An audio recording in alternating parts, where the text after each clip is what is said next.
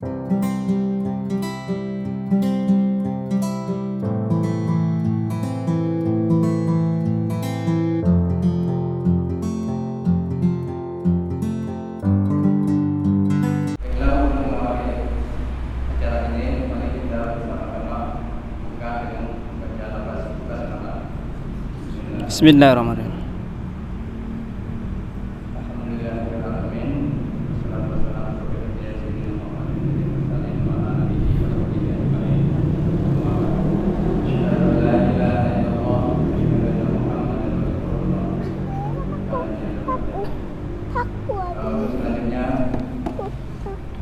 Jangan tuh, duduk aja, nggak jangan panggung.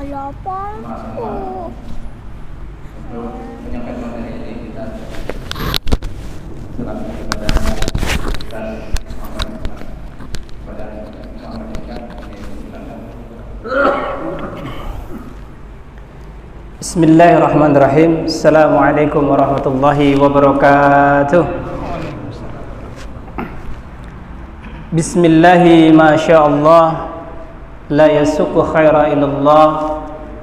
Bismillahi masyaallah, la yusrifu su'a illallah. Bismillahi masyaallah, ma kana fa ni'mati fa minallah. Bismillahi masyaallah, la haula wa la quwwata illa billahil aliyyil azim. Innal hamdalillah nahmaduhu wa nasta'inuhu wa nastaghfiruh wa na'udzu billahi min shururi anfusina wa sayyiati a'malina. May yahdihillahu fala mudilla lahu wa man yudlil fala hadiya lahu. Asyhadu an la ilaha illallah wahdahu la syarika lahu, syahadata man huwa khairan maqaman wa ahsanun nadiyyah. Allahumma fassalli wa sallim ala nabiyyina Muhammadin kama sadiqa wa'di wa kana rasulan nabiyya. Amma ba'd. Ayyuhal hadiruna rahimakumullah, usikum wa nafsi wa iya bitaqwallahu faqad fadal muttaqun. Wa qala ta'ala fil Qur'anil Karim, ya ayyuhalladzina amanu taqullaha haqqa tuqatih wa la tamutunna illa wa antum muslimun. Wa qala ta'ala aidan, a'udzu billahi minasyaitonir rajim. Bismillahirrahmanirrahim. Ya ayyuhan nasu taqu rabbakumul ladzi khalaqakum min nafsin wahidah wa khalaqa minha zawjaha wa bassa minhuma rijalan katsiran wa nisaa'a wattaqullaha alladzi tasaaluna bihi wal arham innallaha kana 'alaikum raqiba.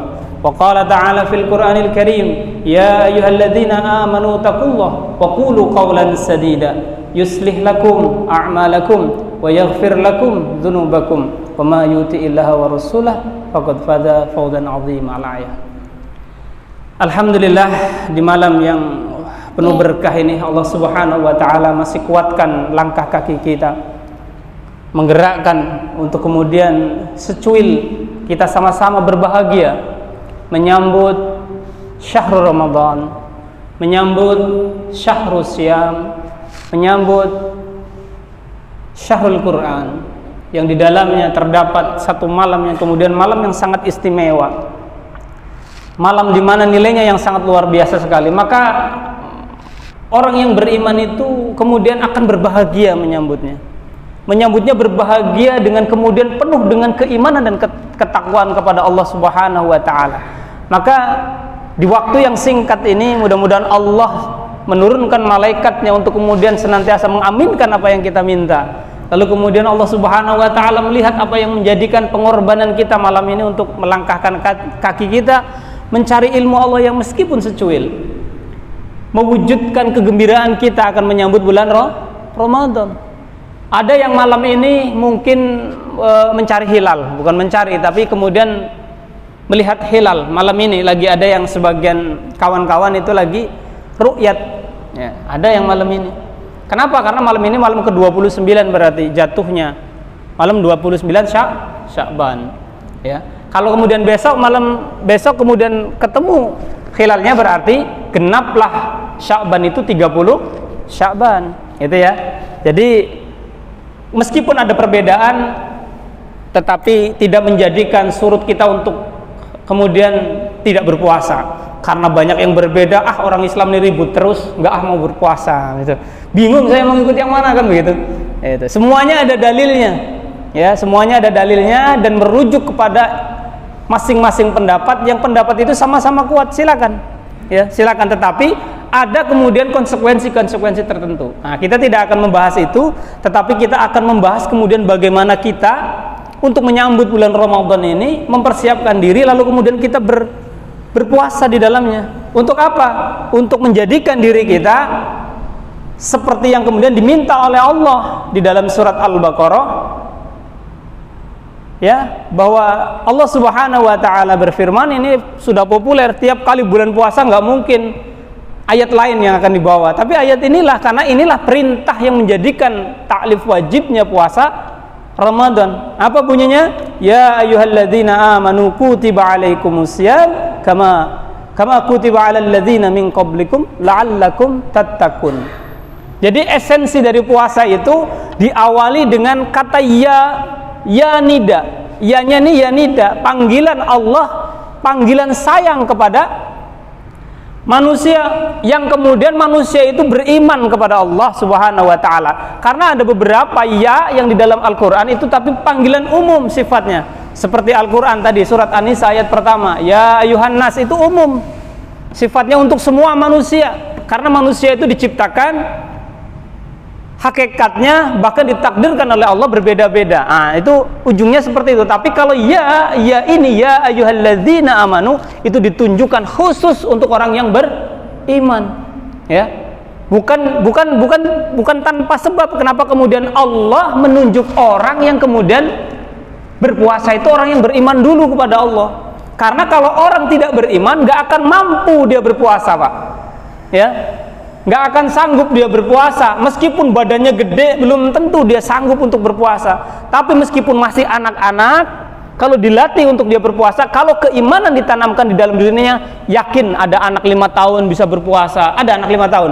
Ada orang yang kemudian umurnya 15 tahun tidak sanggup untuk berpuasa, ada yang 35 tahun dia tidak sanggup untuk berpuasa, ada yang 25 tahun dia tidak sanggup berpuasa. Kenapa? Karena keimanannya lemah. Tetapi kalau anak kecil kemudian ditanamkan iman yang kuat, umur 5 tahun pun dia bisa berpuasa. Banyak sekali, Pak. Jangankan umur 5 tahun untuk berpuasa, umur 5 tahunnya kemudian 7 tahun hafal Al-Quran juga banyak, ya kan? Orang yang apa yang kemudian bisa hafal Al-Quran? Orang yang beriman ke Allah, ya. Kalau tidak beriman nggak mampu dia menghafal Al-Quran. Kenapa? Untuk apa ku ngapal capek-capek, kan begitu? Masih mending ku ngafal matematik perkalian dapat nilai besar, kerja enak, kan begitu?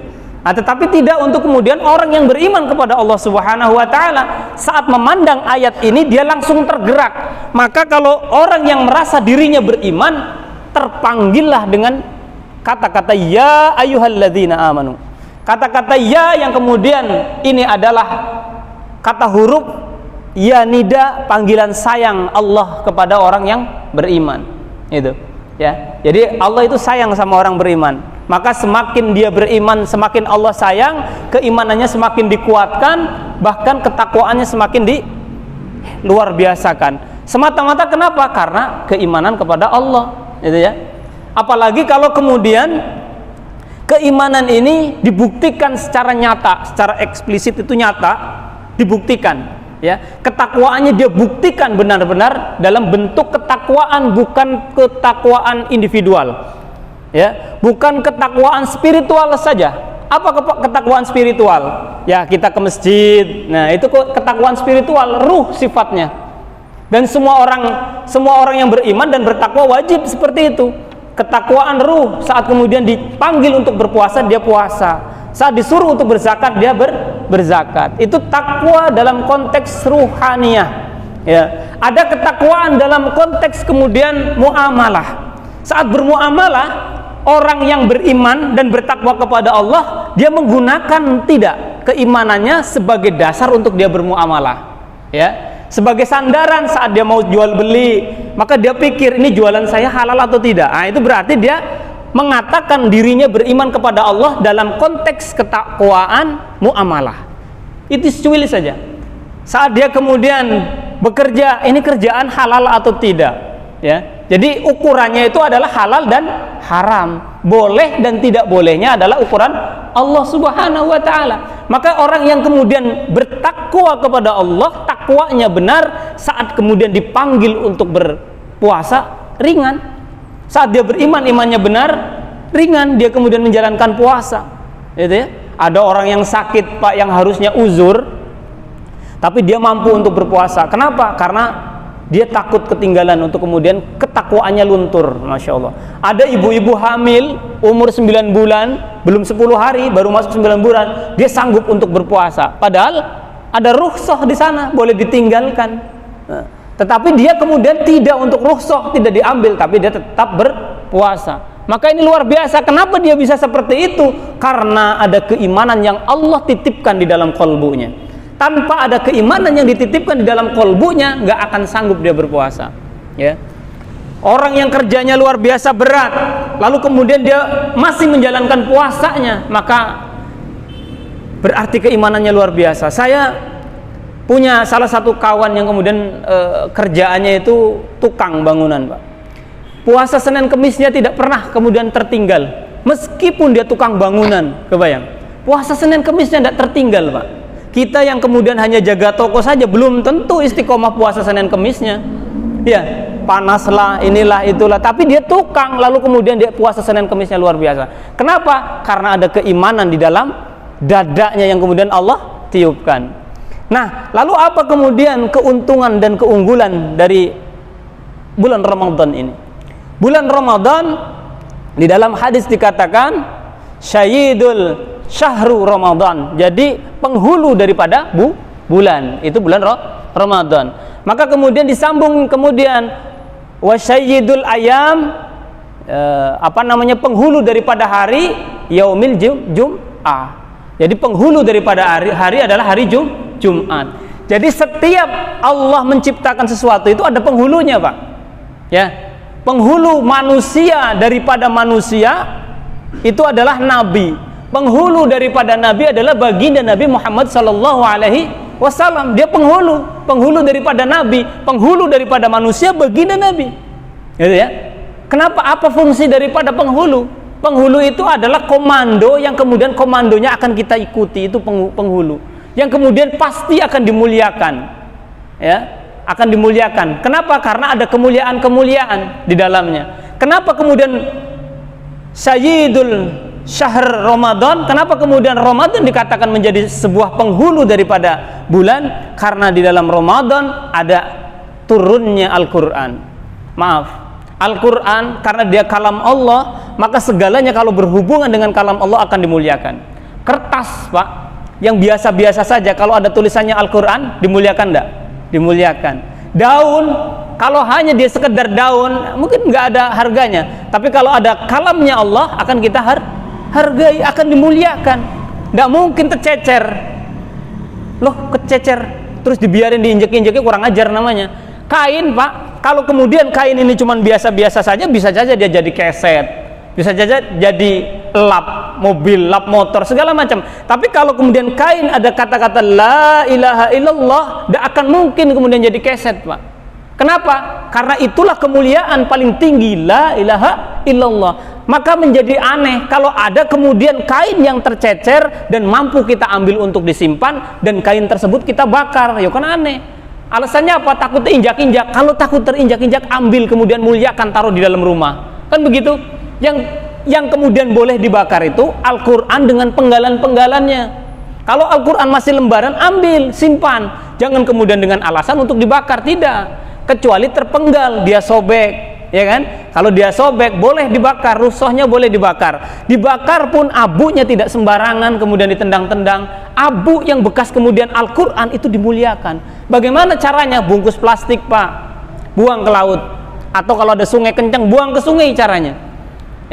Kenapa? Biar sungai yang kemudian berzikir itu membawa kalam Allah entah kemana larinya. Itu ya. Itu sesuatu yang dimuliakan. Kulit, Pak, itu bisa dimuliakan kalau ada kalamnya Allah. Maka bulan yang kemudian turunnya kalamnya Allah, maka bulan itu akan dimuliakan oleh Allah Subhanahu wa ta'ala. Meskipun ada bulan-bulan yang dimuliakan di luar daripada bulan Ramadan, ya. Lalu kemudian ini nama-nama bulan yang ada di dalam Islam. Mudah-mudahan tahu semua ya. Ini nggak modern lagi kalau kemudian nggak tahu dengan bulan Hijriah. Ya. Bulan-bulan Hijriah itu anak kecil aja sekarang sudah hafal. Jangan sampai kita nggak tahu ya. Apa dulu? Yang pertama, ya kalau kenangan rame itu Lebaran, kenangan rame, terus kemudian tahun baru, yaitu pertama, berarti bulan pertama namanya bulan Muharram. Lalu kemudian Syafar, Rabiul Awal, Rabiul Akhir, Jumadil Ula, Jumadil Sani. Lalu kemudian Rajab, Sya'ban dan Ramadan. Rajab, Sya'ban dan Ramadan ini adalah bulan yang kemudian dimuliakan selain daripada kemudian bulan haram di atasnya. Ya. Bulan Rajab ini adalah bulan persiapan untuk kemudian kita menyambut bulan Ramadan. Bulan Sya'ban adalah bulan pemantapan untuk kemudian kita akan menyambut bulan Ramadan. Maka ini bulan Sya'ban, Pak. Doanya di ujung daripada Sya'ban, Allahumma barik lana fi Sya'ban wa balighna Ramadan. Kalau dia masih di Rajab, maka kemudian Allahumma barik lana fi Rajaba wa Sya'ban wa balighna Ramadan. Nah, itu doanya. Untuk kenapa? Untuk kita kemudian disampaikan kepada bulan Sya'ban dan Allah sampaikan pula di bulan Ramadan. Ada orang yang sampai ke bulan Sya'ban, Ramadan tidak nyampe. Ya, Allah lebih sayang panggil duluan, gitu ya. Maka sedih, Pak, kalau kita nggak tinggal sedikit lagi di depan mata itu pintu, tiba-tiba tewas dipanggil oleh Allah. Ya, besok Ramadan misalkan, malam ini turun dari tangga kepleset tiba-tiba izin Allah, misal turun tangga kepleset, jedus, kebentur, lalu masuk rumah sakit. Rupanya pas kebentur itulah Allah panggil. Masya Allah, Allah muliakan. Kenapa? Karena habis kajian sholat isya, pas mau Ramadan meninggal, ya, dan dipertemukan tapi di ujung daripada bulan Sya'ban. Maka kita berdoa untuk kemudian Allah menyampaikan kita ke bulan Ramadan, karena ini bulan yang kemudian ditunggu-tunggu. Para sahabat itu setiap kemudian bulan Ramadan meninggalkan dirinya, dia menangis, Pak. Boleh jadi saya tidak ketemu lagi dengan Ramadan. Coba antum semua toleh kanan toleh kiri, siapa yang kira-kira kemarin bisa ketemu sholat berjamaah di Masjid Ar-Ridho, tahun ini nggak bisa taraweh sama-sama? Ada 2 tahun lalu mungkin ada, 2 tahun ini sudah nggak ada ya. Saya tuh paling terkenang kalau lihat foto saat kita habis kajian subuh ngopi di bawah itu, bapak yang siapa namanya tuh? Ayo. Iya, itu beliau, masya Allah, beliau sudah dulu kan, sudah almarhum. Ya, dia rajin ikut kajian subuh, ngopi bareng. Tiba-tiba ditinggal, sudah nggak ada lagi, masya Allah. Nah, itu nggak akan kemudian saat menjemput kita itu nggak ketok pintu dulu, Pak. Nggak nanya dulu sudah siap apa belum, ya. Sudah siap apa belum? Seger kalau tanya dulu, lah siap belum? Lah, itu bukan kayak orang nikah bisa siap-siap, ya kan? Ya, ini enggak, kalau ajal jemput itu enggak pakai siap-siap. Itu ya. Lalu kemudian banyak hadis yang menyatakan tentang kemuliaan Ramadan. Ya, barang siapa man fariha bidukhuli, yang kemudian dengan masuknya Ramadan, bidukhul dengan masuknya Ramadan, maka dia kemudian bergembira, maksudnya begitu ya, bergembira, maka kemudian Allah akan mengharamkan apa yang diharamkan, jazadahu ala niron. Nir itu air apa? Api. Niron, karena dia kemudian sangat panas, maka kemudian nar, ya. Jadi masih akar katanan adalah naro. Maka kemudian Allah haramkan jasadnya, saat kemudian orang yang kemudian berbahagia, bergembira saat masuknya datang bulan Ramadan. Terbayang, Pak, kalau sudah haram neraka itu bagi kita, ya, meskipun nunggu lah istilahnya tidak masuk neraka, tapi di emperan surga udah senang sekali, Pak. Saya sering cerita, ada orang yang kemudian semasa hidupnya dia nggak pernah beramal, lalu kemudian tiba-tiba di akhirat terbelalak dia, saat kemudian sudah lama sekali disiksa oleh Allah Subhanahu wa taala, dia terbelalak oleh malaikat, diambil oleh malaikat. Dok, ngapain kau ngambilku? Kata Allah, kau masuk surga. Nah, begitu kira-kira. Kata Allah, antum masuk surga. Kenapa kau masuk surga? Saya kan punya maksiat. Itu. Jadi masuk surga itu heran. Begitu masuk surga, lalu kemudian diletakkan surga yang paling kerak, paling bawah pokoknya. Maka kemudian apakah surga senikmat ini katanya? Ini belum apa-apa kata malaikat. Ini kamu ini dikerak gitu. Dikerak surga, tapi udah merasa nikmat. Masa ini kerak surga? Kerak surga itu digambarkan oleh baginda Nabi itu 7 kali lipat kemuliaan seorang raja yang ada di muka bumi. Raja saja ya. Jadi raja di muka bumi itu udah nikmat sekali, Pak. Selir tinggal milih malam ini mau yang mana silakan. Mau makan abad tinggal masuk ke mulut kan begitu. Itu raja sekali lipat, dan itu 7 kali lipat daripada kemuliaan dan kenikmatannya raja. Orang yang masuk surga, surganya dikerak. Ditanya, aku udah punya amal, amalku apa? Apa kata malaikat? Di dadamu, di kolbumu ada la ilaha illallah. Bayang, sepanjang hidup nggak punya amal, ada la ilaha illallah saja. Masuk surga, Pak. Tapi kita semua jangan begitu nanti ya. Wah, saya pokoknya ada la ilaha illallah saja, jangan usah sholat. Jangan begitu pula. Karena menunggu untuk masuk neraka itu lama, ya. Menunggu untuk masuk neraka penentuan itu lama. Gitu. Jadi jangan kemudian dibiarkan tubuh ini lama di dalam ketidaknikmatan. Nah, kita tidak nikmat di dunia itu saja. Kenapa kemudian kalau orang sakit malam itu ngerasa lama, Pak? Karena ngerasa badannya itu lagi nggak nyaman, lagi nggak terkoneksi dengan seperti biasanya. Maka kemudian ngerasa tidak nyaman. Ya. Maka di neraka itu begitu, kalau nggak nyaman ya udah ngerasanya lama. Perasaan tidur udah lama sekali, bangun baru jam 9. Nah, kenapa? Karena nggak nyaman. Nah itu ya, maka jangan sampai untuk kemudian seperti itu. Maka hadis yang paling populer adalah man shoma ramadhana imanan wa ihtisaban ghufira lahu ma taqaddama min dzambi. Nah ini hadis yang sudah populer. Barang siapa kemudian berpuasa di bulan Ramadan atas dasar iman dan mengharap pahala dari Allah, maka kemudian dosanya yang telah lalu akan diampuni. Dosanya yang telah lalu itu tidak ada ukurannya, Pak. Entah setahun, entah 2 tahun, entah 3 tahun ya. Karena di sini hadisnya itu mengatakan dosa yang telah lalu. Ya, berlalunya berapa tahun? Ya, tidak tahu. Pokoknya entah dari lahir punya dosa, dari balik sudah punya dosa, maka akan diampuni dosanya.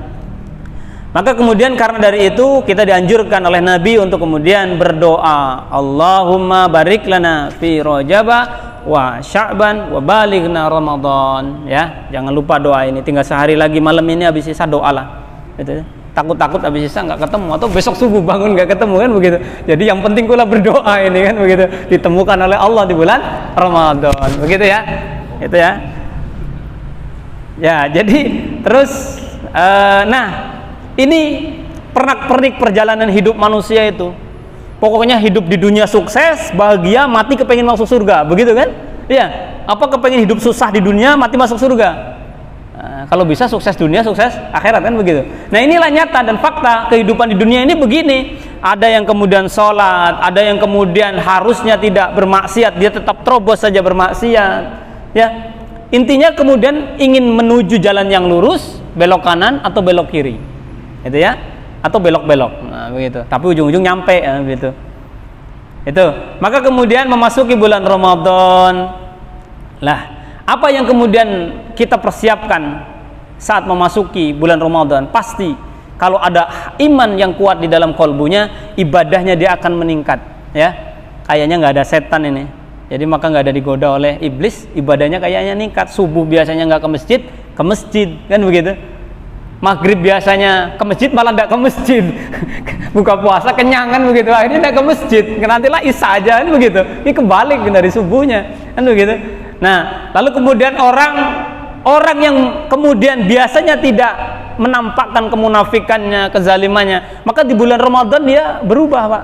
Ya, dia kefasikannya disimpan, libur dulu lah, gitu kan, disembunyikan. Bahkan di kantor saya itu ada program, Pak, one day one juice. Nah, di kantor, jadi seluruh kegiatan kantor yang sifatnya ke lapangan off, itu kantor hebat, kepala dinasnya luar biasa, off.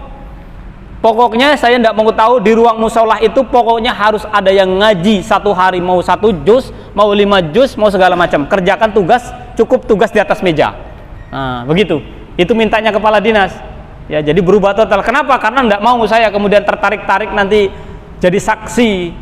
Ika semua pada puasa gara-gara begawe. Nah, begitu bahasanya. Ya. Cuman masalahnya bisa enggak keimanan yang seperti itu dibawa di luar Ramadan? Karena masalahnya 11 bulan itu di luar Ramadan. Nah, begitu masalahnya. Nah, bisa enggak aura atau kemudian atmosfer seperti itu dibawa di luar Ramadan? Nah, begitu. Kalau Ramadan ya wajar, bahasanya kan begitu, karena lagi puasa kan begitu. Justru malah tidak wajar kalau tidak begitu. Nah, bulan Ramadan aja enggak, apalagi bulan yang lain kan begitu. Itu ya. Lalu kemudian mereka menutupi perbuatan dosa atau mengerem, menghindar dari perbuatan dosa ya. Itu. Lalu kemudian kaum muslimin bersatu serentak melaksanakan saum, berbuka puasa gembira, dia ngumpul kawan-kawannya, ya kan? Meskipun apa adanya, tetap pengennya ngumpul sama kawan-kawan, sama seperadek kan begitu. Itu bulan Ramadan memang adanya begitu, dan itu naluri manusia, tidak pacak disimpan, Pak. Ungkapkan saja, tapi mengungkapkannya dengan cara yang diridai oleh Allah. Jangan kemudian mengungkapkannya justru malah bermaksiat dengan Allah. Buka puasa di kafe, waktunya azan dia makan sama orang yang bukan mahram, misalkan ya, cekakak cekikik, sholat sudah mendekati isya, katanya apa, tanggung sekalian isya. Nah, itu malah tidak benar, itu ya, itu malah tidak benar. Nah, lalu kemudian semangat Ramadan di negeri kita, ini fakta. Kalau di negeri kita, coba antum lihat semua di siaran-siaran TV, yo, pasti begini nih meriahnya, betul? Ya kan? Langkah menuju kemenangan, semuanya jadi Islami. Nah, baunya bau iman, baunya saja, begitu ya. Jadi beginilah ranah asli ini udah fakta. Nah, ini kan semuanya kita ambil dari media. Nah, begitu ya. Jadi begitu, yang ceramah makin banyak kan begitu, jobnya makin banyak kan begitu. Sampai sahurnya di dalam mobil, yang penting demi job, begitu, bukan demi puasanya. Nah, ini banyak sekali, ini beragam, aneka ragam kemudian yang terjadi saat kemudian bulan Ramadan. Baik, ini baik ya, baik. Justru menjadi aneh kalau kemudian bulan Ramadan siaran TV masih banyak maksiat kan begitu. Tapi aura ini bisa enggak dibawa keluar setelah Ramadan itu ya. Nah, meskipun ya ada yang pakai kerudung tapi tidak syar'i, itu ujung sini enggak pakai kerudung ya kan. Ya. Nah, semangat keislaman. Nah, semangat keislaman kita itu biasanya di bulan Ramadan tadi secara global. Nah, ini pun sama secara global, tapi komunitas. Jatuhnya ke komunitas. Apa? Nanti ada hijrah, ya kan? Ada pemuda hijrah, ada apa lagi lah. Ini di sini bagus nih, Bakar Subuh. Masya Allah. Dia kemudian semangat untuk keislamannya kemudian mereka tumbuh untuk kemudian seolah-olah semuanya untuk Islam. Nah, begitu. Saat apa? Saat Ramadan. Bagus ini ya. Jangan kemudian kita ini enggak bagus. Enggak. Ini bagus. Tinggal kita pupuk dan kita bina biar atmosfer Ramadan sampai keluar Ramadan. Kenapa? Karena rontok, Pak. Nanti udah bulan Syawal, rontok, gitu kan? Sudah habis bulan Syawal kemudian naik lagi, rontok lagi. Nah, begitu, biasanya begitu. Gitu ya. Nah, ini semangat keislaman di negeri kita bagus dengan seperti ini. Bagus, Pak. Sangat kemudian dianjurkan. Yang kemudian kita sangat anjurkan bagaimana atmosfer bulan Ramadan itu bisa keluar dari Ramadan, begitu. Yang kita inginkan, itu kan, masjid ramai terus seperti sholat tarawih, misalkan kan, coba kebayang, sholat subuh ramai terus, bahkan seperti sholat Jumat diganti dengan sholat Jumat seperti sholat Jumat, sholat subuhnya kan, masya Allah, Pak. Nikmat nggak kira-kira? Nikmat, makin banyak saudara, makin besar kemungkinan masuk surga, Pak. Kalau makin banyak orang yang kemudian datang ke masjid, yang kemudian kenal dengan kita, makin besar peluang kita masuk surga. Kenapa? Karena makin besar orang kemudian mengenal kita mengenal orang. Saat kemudian di surga pasti dia akan rindu dengan orang yang pernah ketemu di masjid. Maka kemudian saat rindu dia minta ke Allah, ya Allah, ku udah ketemu dengan si fulan, ya Allah. Kenapa? Kakak pengen ketemu karena dulu ku saksi dia sering ke masjid. Nah ya, kira-kira ada. Ku dulu saksi dia sering ke masjid, maka tolong ya Allah temukanku. Temukanku, untuk apa? Untuk lihat sama-samaku, nemenin di surga. Ku kepengen kumpul sama dia, masya Allah. Jadi kesempatan untuk kemudian masuk surga makin banyak, gitu. Jadi maka pupuklah yang seperti itu ya. Nah, ini semangat keislaman. Nah, di sana juga banyak kemudian kegiatan-kegiatan ya. Tadi semangat keislamannya, nah ini kegiatannya. Ada kegiatan kemudian yang sangat positif, yaitu banyak dilakukan secara pribadi ataupun kolektif ya. Maaf, lembaga-lembaga itu, lembaga apa sajalah ya, lembaga Islam, bahkan lembaga di luar Islam pun kadang-kadang kemudian semangat keislamannya muncul, bagi-bagi makanan pinggir jalan, ya kan? Lihat nggak? Bagi-bagi makanan pinggir jalan, nanti semangat keislaman, maaf, tidak, mudah-mudahan bagus.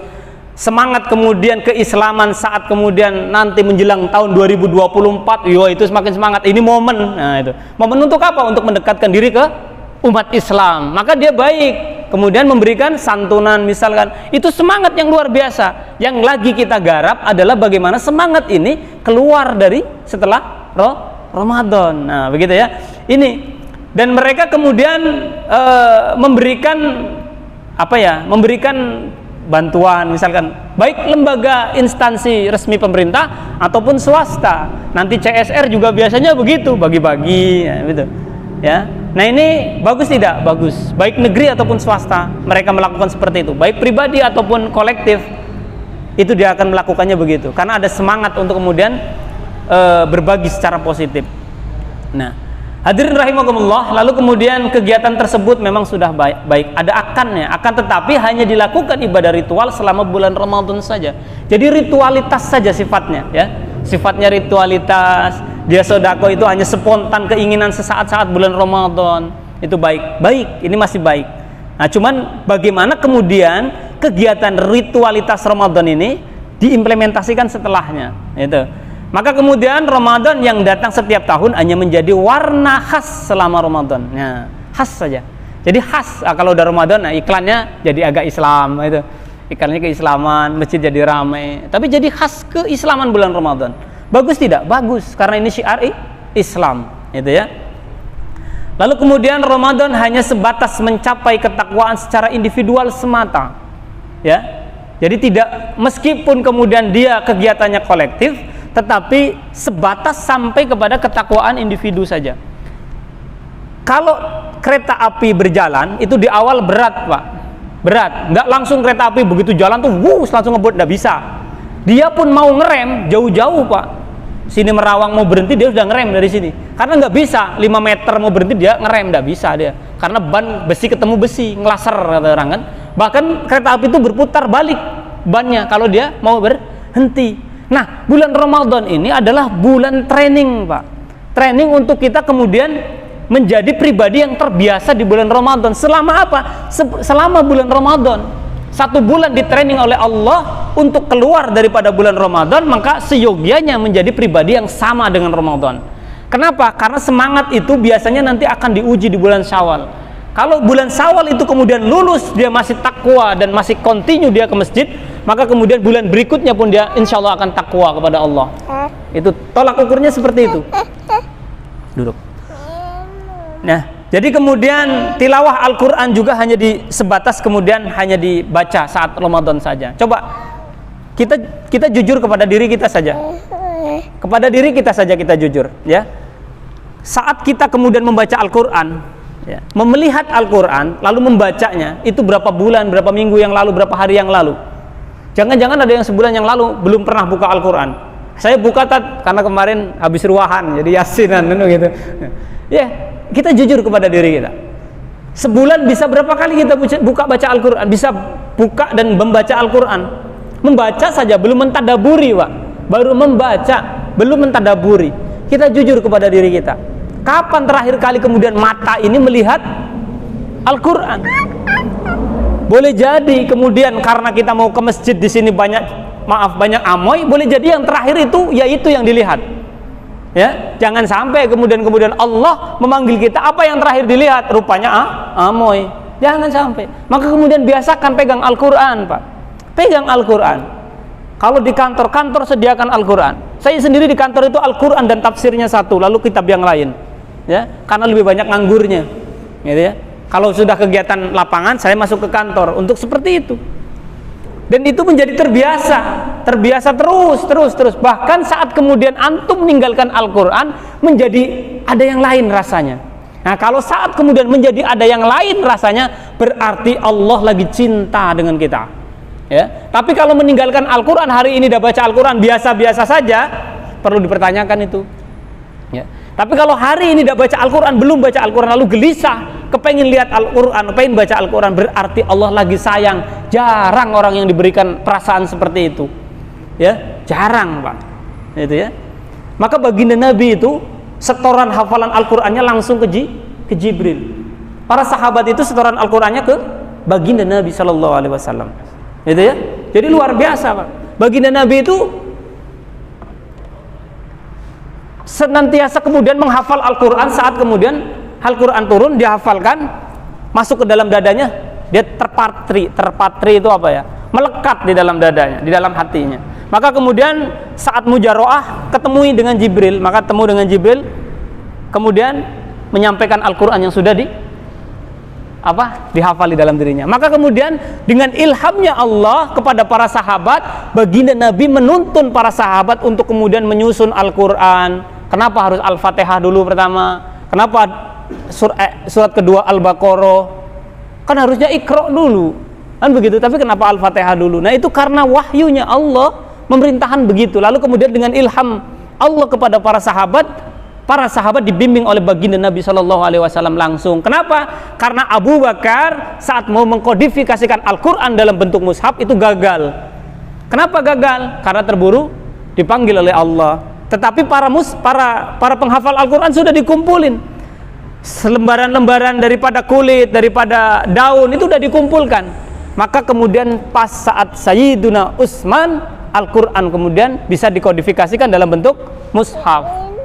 Ya, dalam bentuk mushaf. Coba kebayang, Pak, kalau para sahabat dulu tidak terfikirkan buat mushaf, sampai dah kira-kira ke kita. Yang kita ngafal surat agak panjang dikit aja nggak hafal-hafal. Mereka satu Al-Quran, Pak, 30 juz. Mereka hafal di luar kepala. Karena kegelisahan Abu Bakar, kegelisahan Umar, kemudian Al-Quran ini kemudian kalau para penghafalnya kemudian ikut perang ke medan perang lalu kemudian syahid, siapa yang akan meneruskan? Itu ya. Maka kemudian terfikir untuk kemudian Sayyiduna Utsman mengkodifikasikan Al-Quran, ya. Nah, nanti ada ceritanya itu kenapa kemudian harus dikodifikasikan dan kenapa kemudian Al-Quran itu dari Allah, dari kalamnya Allah yang berbentuk, bersuara, berhuruf, kemudian turun ke Lauhul Mahfuz, dari Lauhul Mahfuz kemudian turun ke langit pertama. Itu ya. Itu kapan waktunya? Maka ada peringatan Nuzulul Quran tanggal 17. Itu betul tidak sebetulnya tanggal 17? Betul, tidak salah, tapi kurang tepat saja. Kurang tepat sedikit. Gitu ya. Kenapa? Karena Al-Qur'an itu bertahap turunnya dari Allah kemudian ke Lauhul Mahfuz, dari Lauhul Mahfuz ke langit pertama. Kebaginda Nabi pun bertahap selama 22 tahun, 2 bulan, 22 hari. Kebaginda Nabi nggak instan klepak Al-Quran langsung selesai. Enggak, dalam satu hari enggak. Tapi dalam 22 tahun, 2 bulan, 22 hari. Ada maknanya, Pak, nomor 222, Masya Allah. Luar biasa, kok bisa begitu itu? Enggak kebetulan, nggak ada yang kebetulan. Allah rancang dan Allah rencanakan, Pak. Pak, kalau kita kemudian di kantor ada surat, itu kita lihat tanda tangan suratnya. Untuk ke siapa, tembusannya siapa saja. Al-Quran itu untuk kemudian menjadi hujah orang-orang sekarang keautentikan Al-Quran itu benar atau tidak, maka Allah itu bertahap nurunkannya. Tidak langsung Allah ke Rasul, tidak. Kalau Allah langsung ke Rasul tidak ada hujah. Bagi siapa? Bagi kita. Kalau bagi Rasul ada hujahnya karena dia langsung berkomunikasi dengan Allah. Tapi bagi kita yang ditinggalkan Al-Quran tidak ada hujah, tidak ada sistematis bagaimana Al-Quran itu turun. Yang kemudian akal yang non-muslim bisa menerima kalau Al-Quran itu betul dari Allah. Begitu. Coba maaf, dengan kitab yang lain, Injil misalkan, keautentikannya tidak bisa dibuktikan. Akal saja sudah tidak bisa mampu untuk kemudian menerima bahwa autentik masih sampai sekarang. Itu ya. Kenapa? Karena turunnya kitab di luar daripada Al-Quran itu sudah tidak sesuai dengan bagaimana silsilah turunnya. Itu ya. Itu mudah-mudahan nanti dipahami. Insya Allah, ini hanya sekilas saja karena tinggal dikit lagi. Maka teladan kemudian kehidupan Rasulullah Shallallahu Alaihi Wasallam, pasti atmosfer keimanan Ramadan harus senantiasa terpelihara saat itu ya.